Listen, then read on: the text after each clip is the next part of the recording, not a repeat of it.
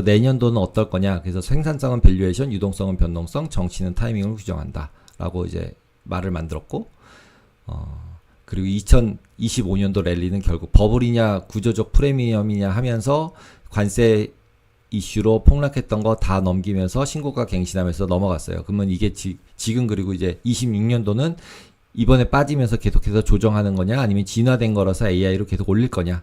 그리고 결국 그 세 가지 축은 AI, 유동성, 정치는 이제 중간 선거들이 있으니까 그래서 너무나 뭐 대부분 똑같은 얘기들 하고 있을 것 같아요.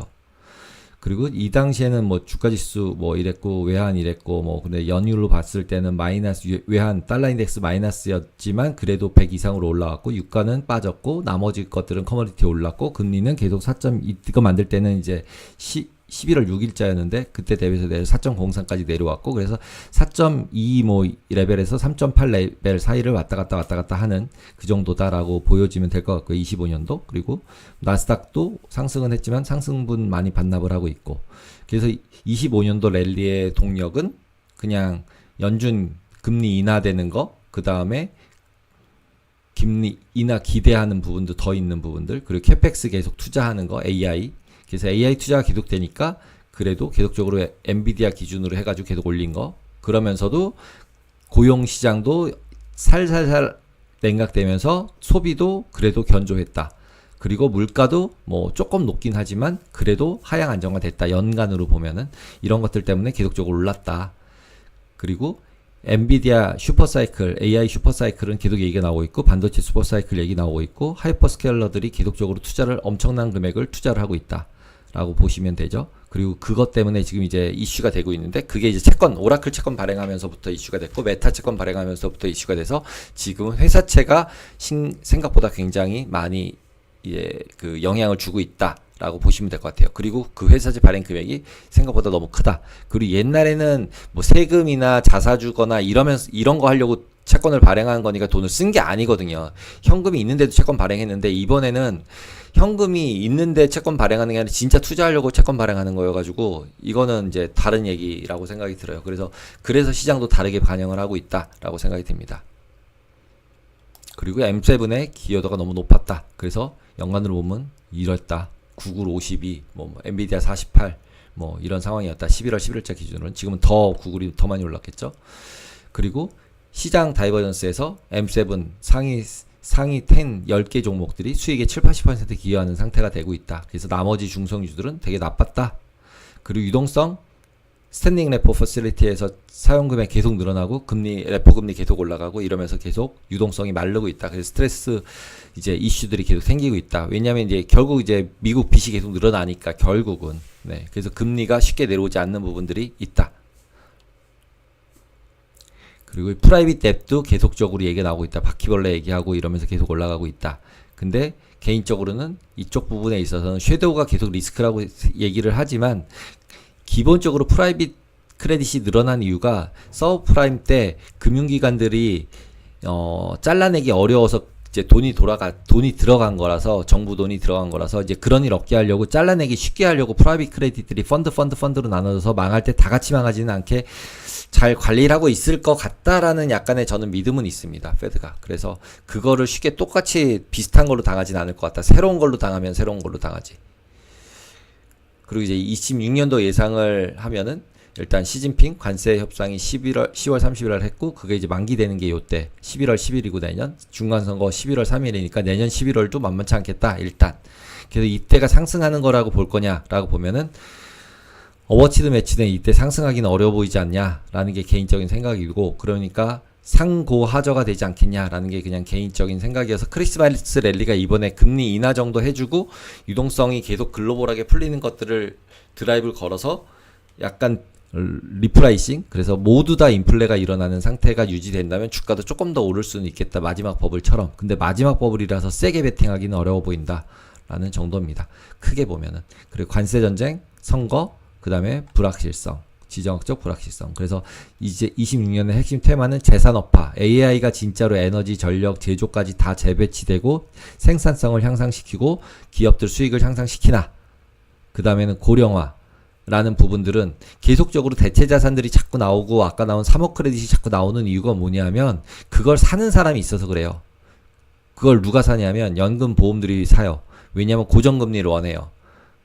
그런 고정금리 상품들을 계속 원하니까 이제 그런 프로덕트를 만들기 위해서 결국은 연금 상품들이나 이런 것들 때문에 인컴 상품들이 계속 존재하게 나오고, 그러다 보니까 이제 파생 상품들이 계속 엮을 수밖에 없고, 고정금리 상품이라는 게 별로 없으니까 솔직히. 예. 그러니까 지금도 결국은 빅테크들이 채권 발행하면 엄청 수요가 몰리잖아요. 고정금리 상품이 없어서 그래요. 예. 그러니까 자꾸 파생으로 고정금리 상품을 만들다 보니까 이제 그런 풀링한 그런 이제 프라이빗 크레딧들이 나오는 거죠. 그래서 그것 때문에 프라이빗 금융들이 계속적으로 커나가고 있어요. 그게 트렌드예요. 이건 어쩔 방도가 없어요. 그러니까 주식이냐 픽스 인컴이냐 두 가지라는 게 똑같은데, 이제 픽스 인컴에서 고금리를 원한다 보니까 인컴 프로덕트들이 계속 나오고 있다. 근데 그것들이 한번 무너지면 무너질 수 있어요. 근데 제 생각은 아까도 말씀드린 것처럼 조각조각이 흩어져 있게끔 돼 있으니까 펀드 하나 깨면 되는 거고, 거기서 20% 깨지고 30% 깨지면은 그거는 펀드 에쿼티 쪽 투자한 거에서 까고, 나머지 은행 70%는 시니어로 가지고 있으니까 그거는 또 묶어가지고 다른 상품으로 또 만들고, 이러면서 얘를 뱅글뱅글 돌리면은 그렇게 문제가 심각하게 막 전이 되거나 이럴 상황까지는 아니지 않을까? 물론 그렇게 묶어서 했던 게 한 번에 다 터져버리면 이슈가 될 수도 있겠죠.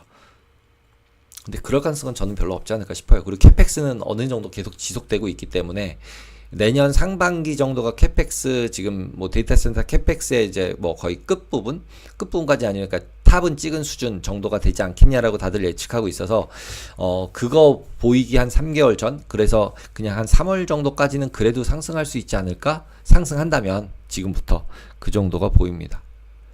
그 정도로 생각이 됩니다. 그리고 장기적으로는 어쨌든 전력이나 데이터 센터는 계속적으로 필요할 거고, AI가 다 필요 없다라고 바뀔 것 같진 않잖아요. 뭐 누구나 생각할 때. 그래서 어쩔 방도 없이 증가할 거다. 그리고 고령화는 뭐 어쨌든 지속되기 때문에 인베스먼트 그레이드, IG 채권이라는 게 인베스먼트 그레이드, 투자 등급 채권들이나 프라이빗 크레딧들이 계속적으로 선호되고 있고, 그 양들은 계속 늘어나고 있어요. 그래서 이것들을 어떻게 관리하는지가 중요한데, 이것들을 이제 규제들이 반영을 이제 하기 시작을 이미 하고 있을 거고, 미국도 하고 있을 거라고 생각을 해요. 그래서 페드 푸시라는 표현보다는 걔네들이 문제가 생겼을 때 이자를 가지고 상품을 팔지 않게끔은 관리를 하고 있지 않을까라는 개인적인 그냥 약간의 믿음 정도는 있습니다. 그리고 한번 당한 거에 안 당하는 게 이 미국 애들의 약간의 습성이라서 누군가 다른 애를 죽이지 지네들이 죽진 않을 것 같거든요. 그리고 신용 등급에 따라서 이제 리스크 바뀌는 부분들, 그래서 프라이빗 마켓이 계속 확대되고 있다는 부분을 제가 말씀을 드렸죠. 그래서 블랙스톤, KKR, 뭐 칼라일, 아폴로 이런 데들이 다 대체자산만 죽어라고 있어요. 쿠폰 나오는 거. 왜냐하면 쿠폰을 받기를 원하는 연금 수요가 계속 늘어나니까 그래요. 네, 그렇게 보시면 돼요. 그래서 연금 수요가 늘어나서 대체 투자이 늘어나고, 그러다 보면 프라이빗 크레딧이 계속 늘어나고, 그런 프리미엄 수익률이나 변동성들이 하락이 되고, 그러다 보면 리스크를 더 지는 걸로 가는 거죠. 일들을 맞추려니까. 그러면서 문제가 발생할 수 있긴 하다. 그러나 관리는 될 것 같다라는 게 개인적인 생각입니다. 그래서 지금 연금 펀드 비유동 대출되고, 그게 문제가 되는 건 차원 리스크가 문제가 된다. 그래서 이 부분으로 터지면은 이거는 이제 심각한 문제로 발생할 가능성이 있으나, 저는 중앙은행이 관리할 수 있을 거라고 생각한다. 그래서 큰 리스크까지는 안 오지 않을까, 이쪽에서는 라고 생각을 하고, 진짜로 온다면 진짜 AI가 생산성이 하나도 없어서 우린 과잉 투자였어, 진짜 잘못했나봐, 뭐 이런 게 나와야 되는데, 그게 내년에 당장 보여질 만큼의 결과물이 나올 것 같진 않다. 그래서 어느 정도는 상승 유지는 할 수 있을 것 같다 라는 게 개인적인 생각입니다. 그래서 이번에 조정을 거쳐지면은 적당한 레벨에서 매수를 해서 수익을 좀 내고 포지션을 줄이면서 가는 게 맞지 않을까 싶습니다. 26년도 대응 방안들을 생각한다면. 네. 그리고 지금이 1, 2, 3, 4, 5파라고 가정하면은 5파 근처 어딘가에 있지 않을까? 3파는 아닌 것 같잖아요, 느낌상. 예. 그러니까 3파는 아니라고 생각하고 5파 어디니까 5파 중 꼭지까지 가서 수익을 볼 수는 없으니까 5파 꺾이는 게 확인이 되면 빨리 도망쳐야 되니까, 제가 그래서 이제 아까 혹시 꼭지에서 5파 끊기는 게 2번이 아니냐라는 거에 대한 물음표를 던져보는데, 아직은 AI 투자가 끝이 난 건 아니기 때문에 끝은 아닐 것 같다. 그러면 그걸 유지시키려면 강제로라도 금리를 인하하지 않을까 라고 생각이 듭니다. 그래서 지금 말씀드린 거에 대한 요약이고요. 그래서 하반기 가면은 이제 선거 불확실성 생기고, 관세 재설정 리스크 또 생기고, 그러면 정책 노이즈 생기고, 뭐 이런 것들이 예상되기 때문에 오히려 상반기가 조금 더 끌어올리기에는 내러티브상 좋지 않을까라고 생각이 들고, 이제 하반기 가면 조금 더 어렵지 않을까라고 생각이 듭니다. 전체적으로는 인플레이션 계속될 것 같고 금리, 중립금리가 이미 상향된 상태라서 거기서 왔다 갔다 한다. 그래서 3하고 2.5 사이가 중립 어디라고 생각하면 이제 약간 3이라고 생각하는 것 같아요. 그래서 이미 뭐 다 내려올 만큼 다 내려온 상태에서 거기서 하반 경직되면서 위아래로 움직일 것 같다. 그러니까 고금리가 지속되다 보니까 이제 중소형주들은 생각보다는 힘들 가능성이 있다. 그러나 금리는 하락 추세로 돌아가고 있는 거기 때문에 이제 바이오나 이런 쪽들은 어느 정도 수혜를 받고 있다라고 생각이 들고 거기에 적응한 러셀이 급등할 가능성도 있기는 하지만 제가 봤을 때는 장기금리 4% 이상에서는 그렇게 성장이 좋지는 않을 것 같다라는 생각이 듭니다. 중소형주가. 그래서 저는 이제 기회를 봐서 러셀 매도에 뭐 나스닥 매수 뭐 이런 것들은 이제 타이밍상 스프레드 거래한다고 치면은 좋지 않을까 생각이 듭니다. 그래서 테일 리스크 관리하는 것은 뭐 지정학적 리스크, AI 붕괴, 유동성 리기 이 정도가 이제 월스트 케이스들이 있으니까 이런 것들은 이제 버퍼 비중, 현금 비중 잘 조절해서 가야 된다라는 부분들. 지정학적 리스크는 어차피 우리가 본다고 해서 해결할 일은 별로 없잖아요. 그리고 이제 그런 게 문제가 발생하면 에너지나 원자재가 급등하니까 인플레이션 우려도 있으니까 이런 거 해지하는 차원과 투자 차원에서 보면은 이제 원자재 쪽도 괜찮아 보인다. 그리고 AI 버블 부분은 존재하지만 메가테크는 시대의 흐름인데 이거는 뭐 방법은 없다. 그러니까 따라가야 된다. 예를 들면 정 안 되면 그냥 구글이라도 사야 된다. 뭐 이런 느낌입니다. 그래서 요약 결론은 뭐 AI 유동성 정치 교차점이 있기 때문에 이제 변동성은 커지면서 방향이 올해처럼 막 급등하는 거를 보기보다는 변동하니까 이게 크니까 그거 관리하면서 해지 전략 구축하면서 가는 게 좋지 않을까라고 생각을 합니다. 그리고 이런 실물 자산들 관련한 투자들이나 아니면은 커머디티 투자나 이런 것들로 해서 약간 분산시켜 놓는 게 중요하지 않을까라고 생각을 하고 있습니다. 네, 전략적 방향성도 마찬가지 똑같은 얘기입니다. 그래서 밸류에이션은 비싸다 이미. 그리고 유동성 지금이 계속 변동성을 만들어낼 거다. 줄였다 늘었다 뭐 금리 올랐다 내렸다 하면서 이렇게 말씀드리면서 26년도는 뭐 이 정도 생각이 듭니다. 그 사이에 또 네.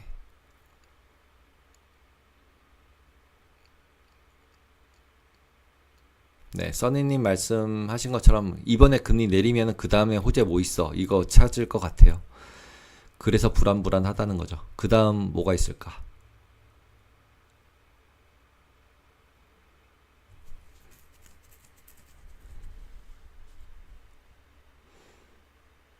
제이미님. 솔직히 저는 이번에 그러니까 예전에도 말씀드렸지만 일단 상승 추세 내에서 숏을 치진 않습니다.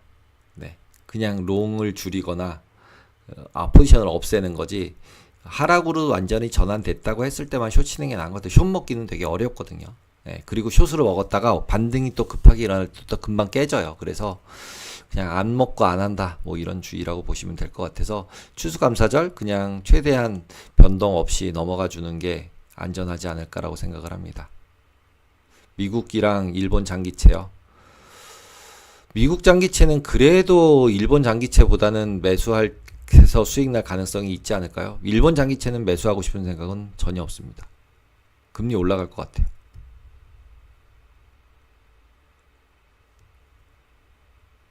네, 숏은 특히 에쿼티 숏은 제가 보통 얘기할 때 FX는 숏 쳐도 상관없다. 그거는 어차피 교환이니까. 근데 주식은 어쨌든 수익을 내거나 발전할 가능성이 있는 기업이 있는 자산이잖아요. 예. 엔화 하락 부분 많이들 언급하고 있긴 합니다. 네, 지금 결국은 엔화 부분에 있어서는 돈을 너무 많이 풀잖아요. 그냥 돈을 막 푸니까 그냥 싸져야죠 뭐. 예.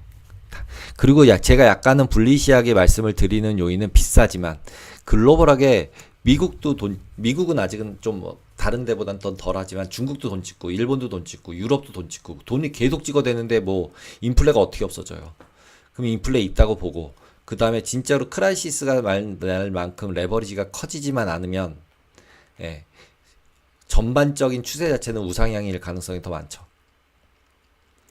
엔캐리 트레이드가 매도로 연결되지 않을까요는 실제로 엔캐리 트레이드가 청산이 되려면 언제 청산이 돼야 되죠? 엔화가 강세가 될 때. 근데 지금 엔화가 약세죠. 엔캐리 트레이드를 더 할까봐 문제인 거죠. 오히려. 그러니까 돈 풀면서 금리 안 올라가면. 근데 이제 금리가 올라가면은 올라간 것 때문에 엔캐리 트레이드 청산된 거라고 자꾸 얘기를 하는 사람들이 있는데 그거는 엔캐리 트레이드 청산이 아니라 저는 그 부분은 그러니까 그 신규 투자를 할 때 밖에를 안 나가고 만기가 됐어요. 채권이 달러 채권 발행해가지고 뭐 해외 투자를 해놨었는데 그게 만기가 됐어요. 근데 만기 됐으면 달러를 도로 받아야 되잖아요. 달러 채권 투자했으니까. 그러면 달러로 투자할 때는 FX를 안 일으키는 있지만 실제로 그걸 환전해가지고 하면은 엔화를 사야 되니까 그 엔화가 다시 그러니까 강세를 만들겠죠. 엔화 사면서 그게 많다면 그러면은 그걸 많이 바뀌면서 엔화가 강세가 되고 엔화가 강세되면서 채권을 사면 채권 금리가 안 올라가겠죠. 엔화 채권을 사니까. 예, 엔화 채권 지금 장기물은 3% 이상이거든요. 그러면은 결국은 그렇게 돌아가면 엔화로 바꿔서 3% 사는 게 더 안전하다고 생각하면 그 수요가 늘어날 거고 그러면 엔화가 지속적으로 약세가 될 수가 없죠. 예. 그래서 결국은 지금 환율이랑 채권이랑은 계속 연동이 될 수밖에 없는 거고 그리고 엔캐리 트레이드 청산이 일어난다고 했을 때도 보면은 결국 지금 제가 말씀드린 걸로 생각해 보면은 결국 엔캐리 트레이드 청산이 되면은 걔네들이 뭐 뭘 살까 그리고 엔화가 뒤집혀서 강세가 되면은 엔캐리 트레이드 청산이 나오겠죠. 지금 제가 말씀드린 걸로 해서 다시 일본으로 돈이 들어가면 예. 근데 그럴 가능성이 얼마나 있을까? 라는 생각이 저는 약간은 들어서 우리나라나 엔화에 있어서는 그렇게 걔네들이 강세가 되기는 쉽지는 않아 보인다라는 게 그냥 현재까지의 제 생각입니다. 뭐 다음 주에 바뀔 수도 있겠지만 네. 미국도 그래도 장기 채권 이 미국도 2,000불씩 뿌린다는 거 보셔도 마찬가지고 일본도 20조 엔 뿌리는 거 봐도 마찬가지고 결국은 그냥 돈을 계속 다 뿌리고 있기 때문에 누가 더 뿌리냐 이러고 있는 거라서 네. 근데도 왜 유동성이 줄어드는 거냐 이거에 대한 물음표는 결국은 지금 제가 아까 드린 거에서의 그 제 뇌피셜은 채권 발행량이 너무 많아 회사채 발행 물량이 너무 많아졌다는 거죠. 그것도 인베스트먼트 그레이드의 채권 발행 물량이 너무 많아졌다. 예. 데이터 센터나 이런 것들을 만들어서 이제 그 대체 자산으로 만드는 것도 많아졌다. 이렇게 생각이 듭니다. 그것 때문에 지금 현재 자금 시장 자체가 과거랑 똑같이 보기는 어렵다. 이 정도가 저의 뇌피셜입니다. 그래서 주가 같은 경우는 어떻게 될 건데라고 하면 지금 현재 상황에서는 관망하고 있다가 빠지는 거 보면은 일단 따라서 줍줍하기에는 부담이 된다. 그리고 오히려 반등 쳐서 올라갈 때 따라갈 때 사자. 이 정도가 제 생각입니다. 금리 박스다. 그 다음에 달러는 그냥 강세 어느 정도 지속될 것 같다. 네. 그러면 오늘 방송은 이렇게 마치도록 하겠습니다. 감사합니다.